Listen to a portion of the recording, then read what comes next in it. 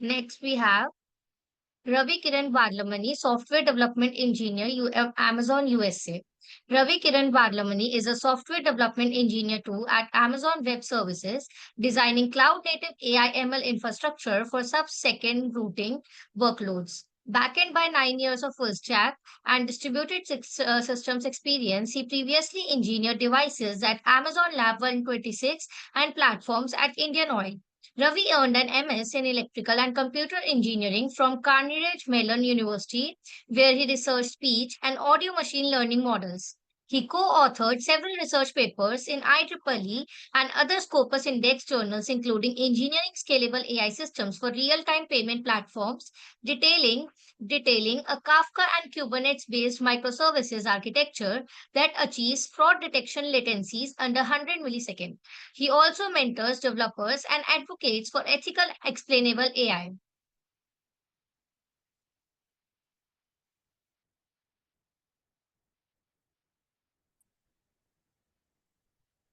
Hi. Shall I take over? Yes, sir.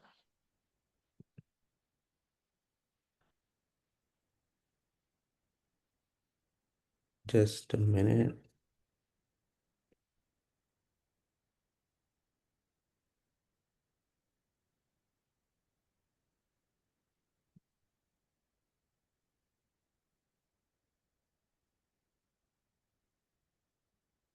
Okay. Can you share my screen now?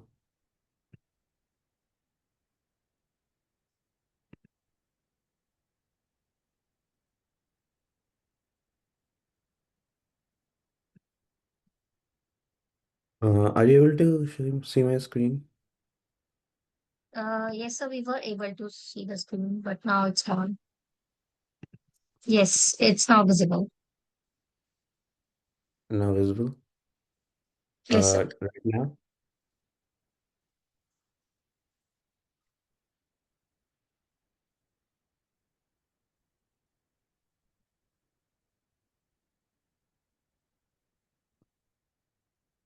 Is it visible now?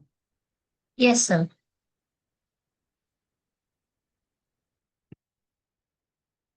Um,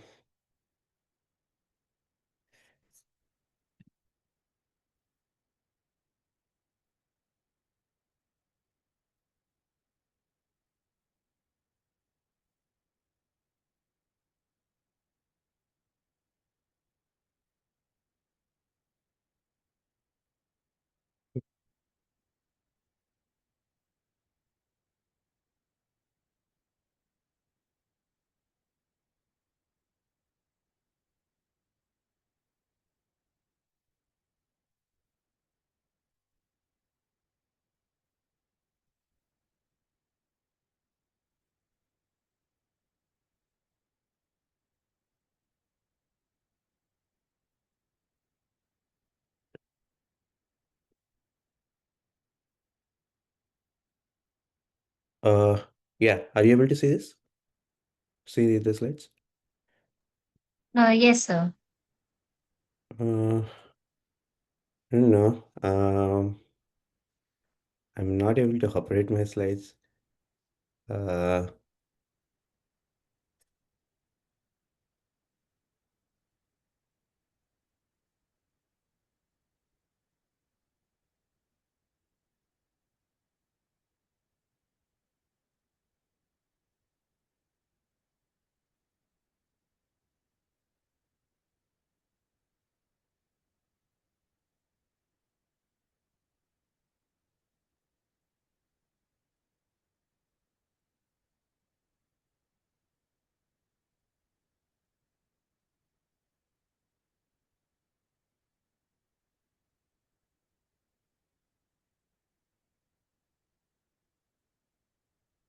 okay. I'm not able to operate the slides uh, while sharing the screen.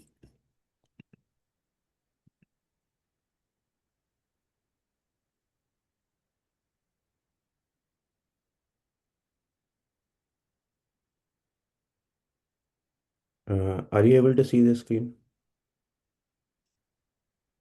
Oh, yes, sir. Yes, sir. It's now visible. Okay.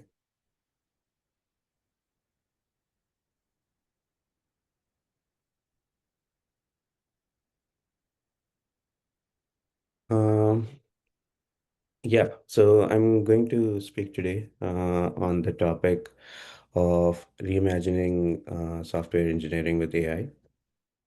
Uh, so this is how the software engineering is trending in the future in the industry, both in the big industry landscape as well as to a small startup landscape. So the industries are moving towards an era where software engineers can collaborate with AI. So AI is now a collaborator with software engineers to accomplish their goals. Um, so there is a huge investment and to achieve this, we have also seen investments from large companies like Amazon or Microsoft to make this happen. Today, we are going to see how a company can achieve this goal of bringing in an AI collaborator with a software engineer to accomplish their goals much faster and in a much cheaper way. So if we see in the traditional software engineering, uh, the whole software engineering life cycle consists of manually create writing code. Oftentimes it is like boilerplate code, and then it involves like debugging the code multiple times, and then there is testing. So it used to be quite slow and very resource heavy, and it used to occur through many development cycles. And even in for the traditional software engineers, it used to be very hard to onboard, especially because sometimes the knowledge was quite heavy at with a certain few engineers in the team whom you are supposed to meet, or uh, who had to organize a lot of knowledge sharing sessions. So now, with the help of AI, we can see how we can democratize that knowledge, and then fasten the onboarding experience, and fasten the development cycles of software in the next slides. So, in the recent times, like I think around 2022, when ChatGPT got popular, LLMs were there even before 2022, like from 2021 onwards till I think they were slowly getting famous, and 2022 is when they really broke out with ChatGPT 3.5. And from then on, companies were increasingly more likely to use AI as coding partners. So there's an interesting fact by Microsoft that more than 75% of their code is being generated by AI. So um, from a normal day-to-day answering tool to a tool which can actually write code, and we can use it to automate some software engineering tasks. AI has risen through a lot of phases. Um, so initially, even now, AI is prone to hallucinations, but it can code much faster. Like companies are increasingly using, like Microsoft is using Copilot. Um, Amazon is using Cloud Code and QCLI, and Google has their own Gemini CLI and Gemini API to write intelligent code. So AI is influencing like every part of the software developing life cycle. Um, so There are a lot of internal tools which can do the planning, like we discussed in the last slide, that there used to be a lot of iterations of meetings which used to happen for the first for the high level design and then for the low level design. So if there are like 5 meetings for the high level design and 3 meetings for the low level design, the meetings are really cut short, which really helps in saving the to and fro time for the meeting to gather the feedback and act on the feedback. So things which used to take like 4 months can now be pushed forward like in 2 months. So the main way in which AI can contribute in the software development lifecycle is through code auto completions. And you see with the help of Cloud Code, like how LLMs can use to generate code. As I told you, a fun fact, like 80% of the code is being generated by AI, told by the Microsoft CEO. So um, most of these codes are like auto completions or boilerplate code, which used to take quite a lot of time. And even for debugging, if there is any library or if there is any dependency which is a mismatch, so the AI can easily be able to identify the gaps and then help us with that. So this also helps in, I wouldn't say lowering skill barrier, because you need to learn the skill of how to effectively use AI uh, to navigate through this faster rather than not using AI. So in many of these cases in industries, you need to learn the internal tools effectively, which can help you solve tasks faster. Or if you have AI knowledge, you need to develop your own AI agents which can help you to do your tasks faster. So um, the reason me coming for this with this session is because this is really important for the software engineers. We are really facing a transformative time in the software industry, where we need to upgrade our skills or will be like stuck in the past. This is to say that currently AI is not in the state to replace software engineers because it's still prone to hallucinations, but it can really act as an effective AI collaborator, where it's essentially like you have a very knowledgeable senior engineer with you, who's prone to hallucinations, but he can really help you to complete your task sooner. So one area where I found LLMs or large language models more useful is for the generation of unit and integration tests. I found that most of the LLMs now are really capable of finding the right unit tests. That is to say, it should be through supervision, because they might, not be able to detect 2 or 3 edge cases which are context dependent, or in the integration test, it might not include a few scenarios because it doesn't know the full picture of your software what you're developing. So you still need to audit it, but it can help you accelerate it a lot. And so AI can also be used to find bugs and vulnerabilities earlier in the pipelines. Companies now are using AI to find any bugs in the pipeline quite early. Um, so I think Amazon also uses an internal tool, which can't reveal, but other companies are also using internal tool which automatically identify any issue in the pipeline, in the deployment, and in the deployment pipeline, and rectify it. So it also improves reliability and code quality. So many of the junior engineers who come, they are not necessarily acquainted with all the aspects of code quality, like solid programming and all. And most of the code they write lacks context and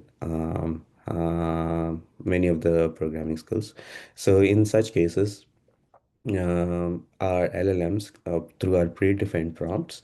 If we are using a proper LLM, either we use a large language model like Claude or Gemini or ChatGPT, if our company is using it, or develop our own small language model fine-tuned on our code repos. Either way, you develop some predefined prompts which have this code quality checks. For example, you can use QCLI to develop a predefined prompt with all the solid programming foundation guidelines, um, and then ask your engineers to review your code before submitting it for a code review using those guidelines. So, another area which is quite popular is natural language to SQL conversion or natural language. Not the entire UIs, because some UIs are complicated, but it will get you there like 80% of the times, and then the API calls, depending on what API backend framework you're using.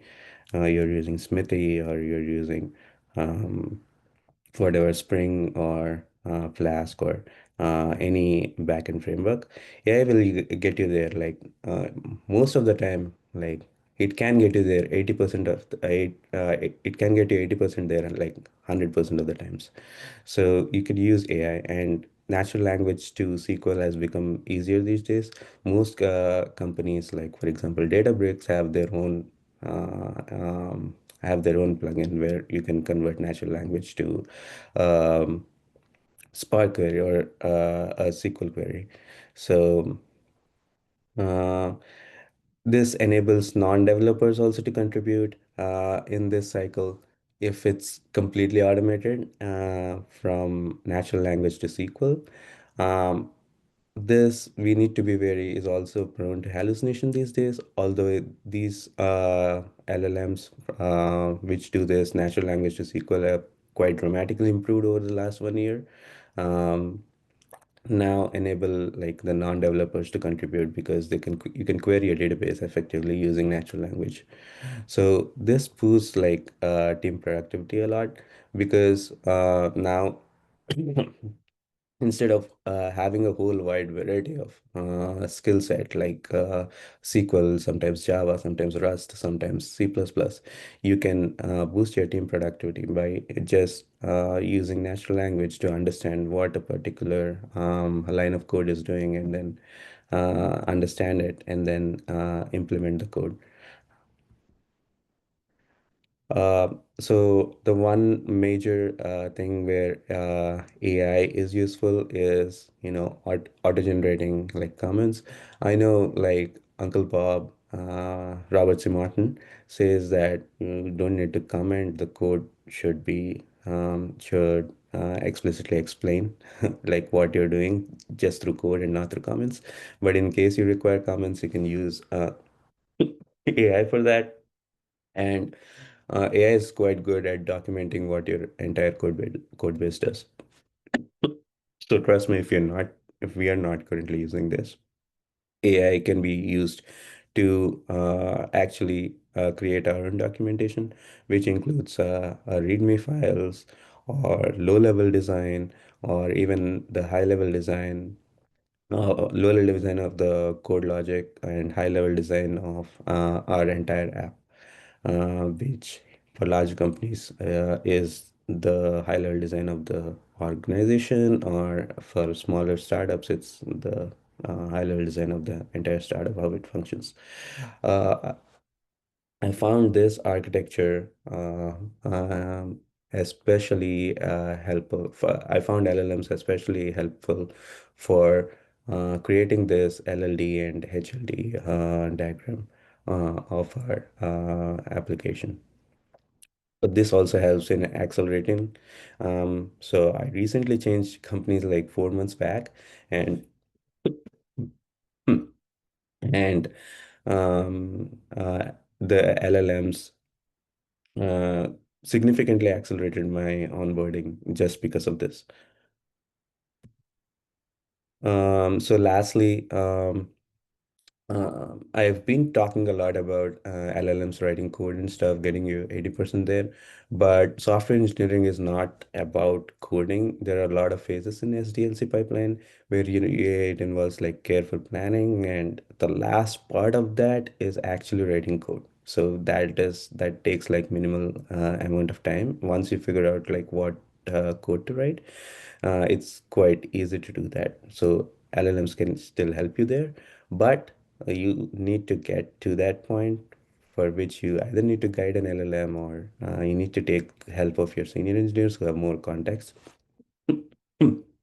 So it cannot replace, as of now, developers, but you can happily collaborate with AI to reach your end goal. So it's the human which provide context, ethics, and creativity. So you also need to take care about whichever company you're working with. The company has specific guidelines of not to expose our code to public LLMs. So you need to be wary about that, or you need to uphold your security guidelines of the companies. Because once an LLM is exposed to your data, any other person who is using the same LLM can get the data out of it, can jailbreak and get the data out of it. So, like we have the creativity, we can guide the LLM with context and get the best of the out of the AI. So AI is your collaborator, AI is your Iron Man suit. Uh, so there are some, that is to say, for this, there are a lot of challenges with AI. For example, there is a lot of bias in AI generated code based on what code your AI LLMs are trained with. Until 6 months ago or so, ChatGPT used to code very well in Python, but its C++ code is quite basic because, of course, there's lots of Python code available and publicly, and ChatGPT apparently was trained more on that and less on C++ code. C++ code written with lots of bugs. So that is kind of a technical bias, but also we need to see that sometimes there is a lot of gender bias and political bias in your AI generated, not only code, documentation, etc. And also there's IP ownership,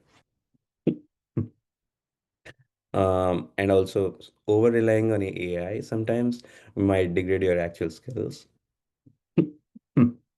So if we don't learn, we'll learn developing AI agents, but then our actual skill of actually writing code, if you only rely on AI, might degrade over time. We have to be mindful of that fact as well. So for future software engineers, um, so software engineers need to take the help of AI to build end to end. Like as of now, like I feel like the unit test is possible, but we can create agents if we after providing the whole scenario using either the MCP protocol or Google's recently developed A2A protocol for creating either infra using a cloud development kit or whatever your company is using, or the scaffolds or the integration tests, etc. So we are like the orchestrators or the puppeteers, and the AI is like our collaborator. And after the AI generates output, we review the output. This leads to shorter cycles, and then more creativity. More we have more bandwidth for experimenting. So I think this will be the future of software engineering. for I think at least for the next couple of, at least like 2, 3 years. Um,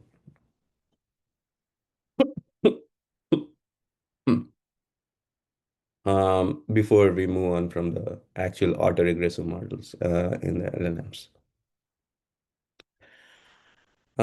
So what we should do now to be a part of this revolution or transformation in the software industry, learn prompt engineering. Prompt engineering is nothing but what we do daily, asking questions in ChatGPT. It's nothing but a fancy name, but just providing context to an LLM and asking it questions. Um, we need to think in systems and not in syntax because obviously LLMs are getting more and more capable in writing code. We should need to give the overall idea of the system to the LLM or think how the system can be designed rather than going into the low level detail of writing code because now we can use LLMs to do that. Um, can experiment with AI tools daily because there are lots of AI startups which have quite valuable APIs. For example, not recently, around 6 months back, I was having this problem of extracting tables from uh, PDF and processing those tables to create meaningful data. So, and there is a startup called Unstructured, which helped me do that. It uses generative AI. So there are lots of startups in similar fashion which provide a lot of AI tools, and you could also create your own AI tools using AI agents.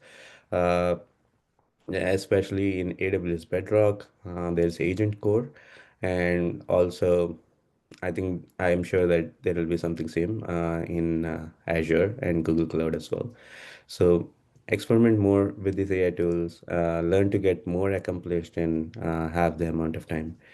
Also, most importantly, understand the ethical implications, which you will need to comply with while using AI. And within the four walls of the ethical implications, you can do whatever you want. Uh, yeah, so AI will not replace you, but